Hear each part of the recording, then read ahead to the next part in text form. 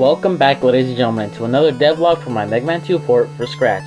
This week I tackled the remaining bits of Flashman and the entirety of Crashman. Hey, do you think Flashman and Crashman are friends because their names rhyme? And do you think they also hang out with Splashman?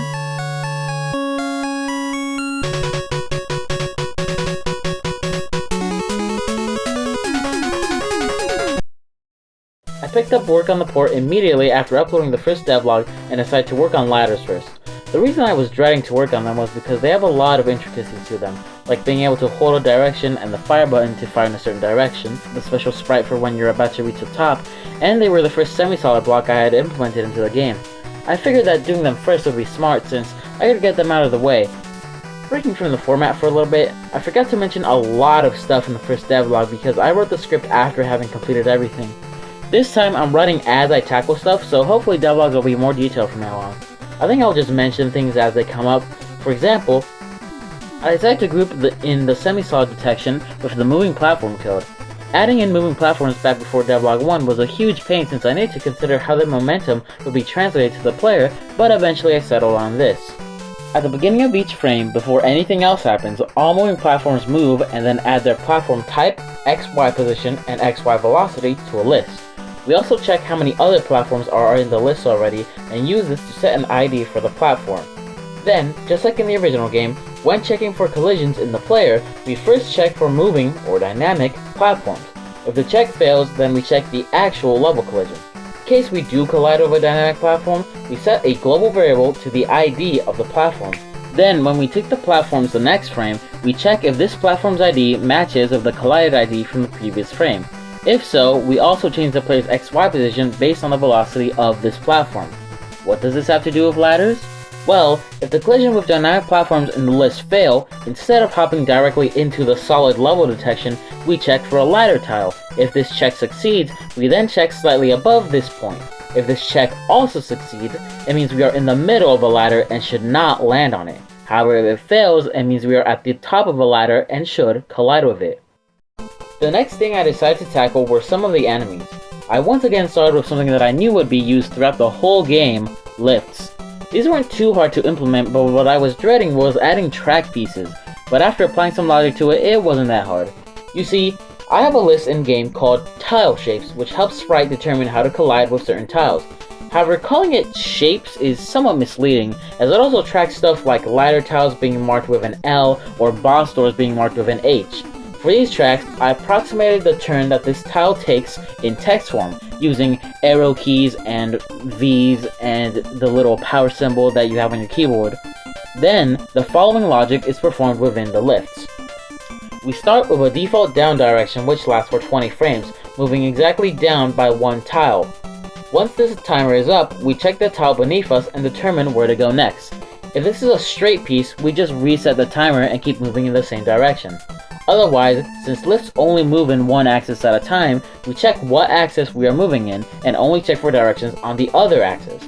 Using the example of a downward lift going into a left or right turn, we literally just check if, in the tile shape list, this has a left or right arrow in its shape, and then we go in that direction. Same logic goes for moving horizontally into an up or down turn. Check if it has a power symbol, or check if it has a lowercase v, and then move in that direction. After lifts, I added some more conventional enemies, such as Shotman, Met, and Telly. Each were rather basic, but notable for each being the first of something. Shotman were the first enemies I had programmed that fired at the player and could be placed within the editor facing either direction. Oh yeah, I have a level editor, did I forget to mention that?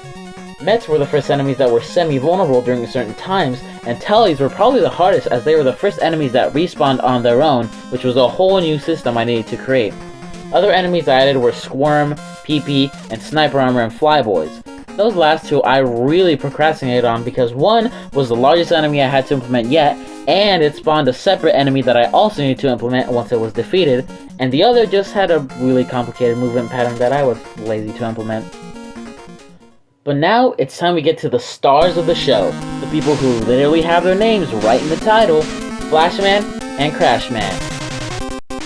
I decided to tackle Flashman first since he is famously one of the simplest and easiest bosses in all of Mega Man history.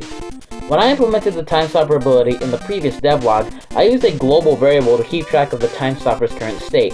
State number 0 means that it is completely inactive and gameplay is running like usual.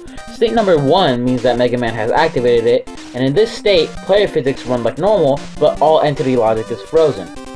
Finally, in a forward-thinking move, even during Devlog 1, I implemented state number 2, in which player logic is frozen, while all enemies continue to run like normal. When programming Flashman, all I had to do was make him run forward, jump and turn towards the player when he hits a wall, and then periodically stop, set time stopper to state 2, and then fire a spray of completely unaimed bullets only slightly in your direction. Crash Run is similarly simple, but he runs back and forth along a flat arena, only turning around once he hits a wall. Then, once the player shoots, or if the player spends a long time without shooting, Crash Run will leap over the player and fire a Crash Bomber towards the player at the apex of his jump. After I started adding his sprites to the game, I realized, wait, how am I gonna do the explosion effect? If I don't put that in there, how's the player gonna know that an explosion is happening there? Am I just gonna have to pre-render the sprites? No, that'd look really bad. So, this led me to adding something that I had been missing for a long time, and I now needed to add. A particle system.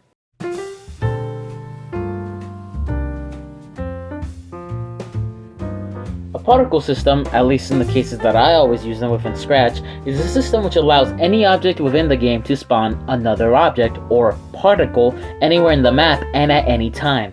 This is difficult in Scratch since communication between objects is very limited. The only methods are pretty much global variables, global lists, and broadcasts. Broadcasts are the most obvious way of transferring information between objects since they literally activate scripts within other sprites. However, broadcasts don't carry any other information with them, so they are not optimal for a system that also needs to carry position data. Variables do carry non-binary data, but unless you use some math to encrypt and decrypt values, they can only store a single piece of data. This also means that if two particles are set to be created at the same time, one will overwrite the other.